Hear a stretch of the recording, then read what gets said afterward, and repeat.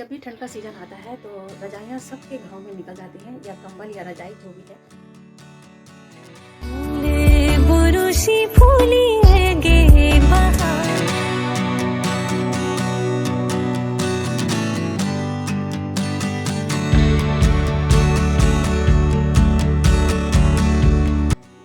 नमस्ते दोस्तों, मैं हूँ आपकी अंजू रावत और आपका स्वागत है मेरे आज के व्लॉग में।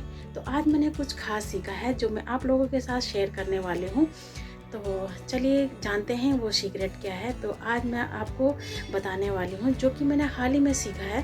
तो चलिए जानते हैं। बहुत से लोग ऐसे होंगे जो नहीं जानते होंगे, तो आप लोगों को भी मेरे ब्लॉग के माध्यम से थोड़ा पता लग जाएगा। जिन लोगों को नहीं मालूम, खासकर जो आज की जनरेशन है, उनको तो बिल्कुल भी नहीं मालूम होगा। तो चलिए जानते हैं वो सीक्रेट। आज बने रहेंगे। इस वाली दुकान में लिया था ना हमने, यहीं से लिया था ना, यहाँ से लिया था। कहाँ से लिया था? देखो कौन सी ली थी आपने उस दिन? यहीं से तो ली थी।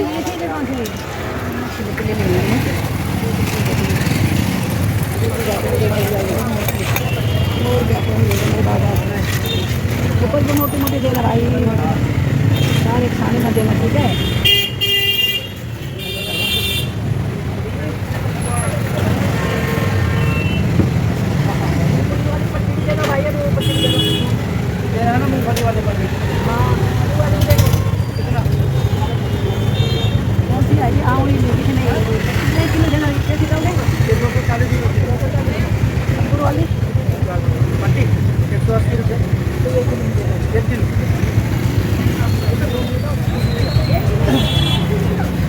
पहले भी ले गए थे हम, तभी तो दोबारा आए हम।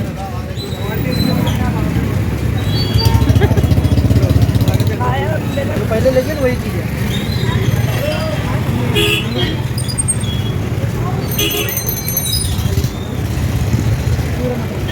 पूरा मार्केट आएगा किसी साबुन में पूरा वही आता है उसमें।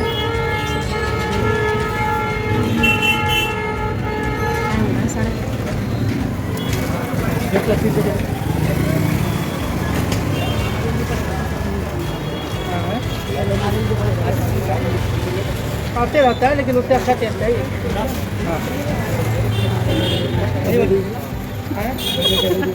समझ गई, वो वीडियो बना रही है वलंटी।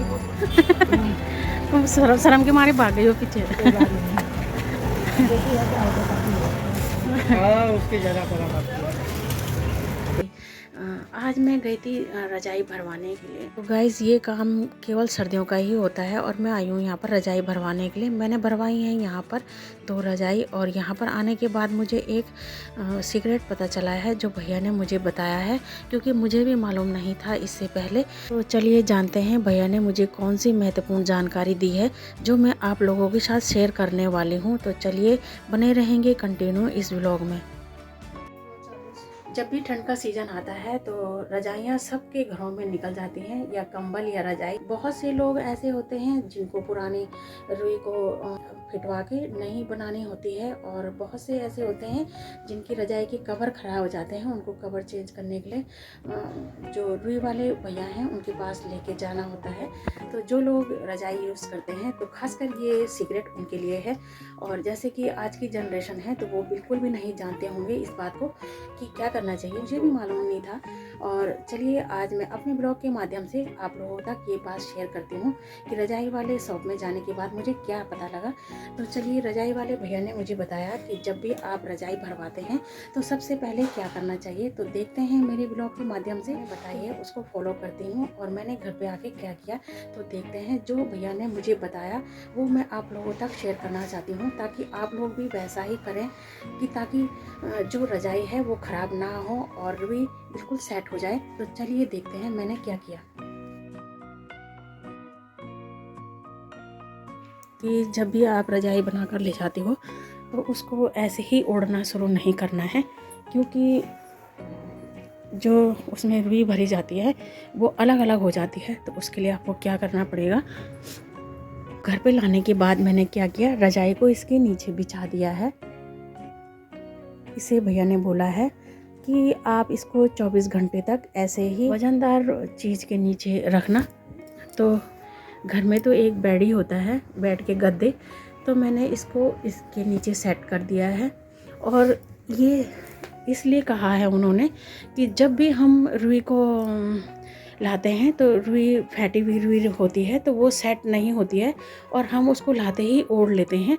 तो वो रुई क्या होता है, जब हम सोते वक्त उसको ओढ़ते हैं तो कोई इधर से खींचता है, कोई उधर से खींचता है, तो रुई बिल्कुल अलग हो जाती है। तो इसी वजह से उन्होंने ये बोला है कि सबसे पहले इसको बिछाना चाहिए ताकि रुई बिल्कुल बराबर सेट हो जाए, और उसके बाद इसको ओढ़ना चाहिए। इसको मैंने इसके नीचे बिछा दिया है, और उसके बाद इसको 24 घंटे के बाद इसके नीचे से हटा के तब हम उस पर कवर चढ़ाएंगे, और कवर चढ़ाने के बाद उसको ओढ़ेंगे तो वो सालों साल उसी तरह सेट हो जाएगी रुई। तो इस वजह से वो ख़राब भी नहीं होगी। तो भैया जी ने यही सीक्रेट मुझे बताया था।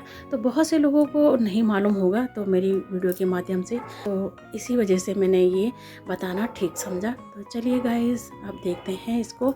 जब मैं कल सुबह उठाऊंगी तो रुई बिल्कुल सेट हो चुकी होगी। गाइस, ये है अगला दिन। तो गाइस, इसको बिछे हुए कम से कम 24 घंटे रखना था, लेकिन मैंने 2 दिन रहने दिया क्योंकि अब ये सेट हो चुका है।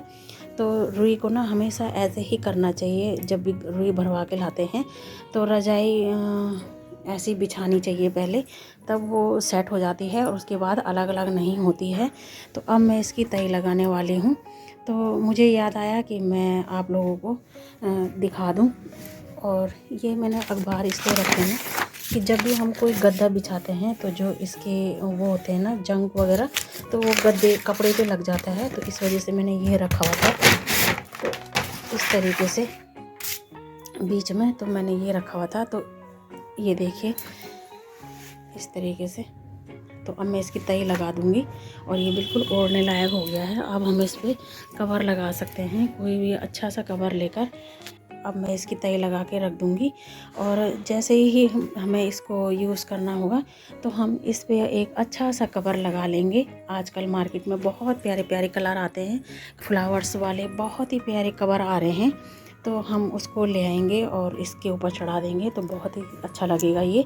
और अब मैंने इसके अंदर रुई अच्छे से सेट हो गई है। तो देखिए कुछ इस तरह के बाद सालों साल तक रुई ख़राब नहीं होती, क्योंकि वो सेट हो जाता है उसी तरीके से।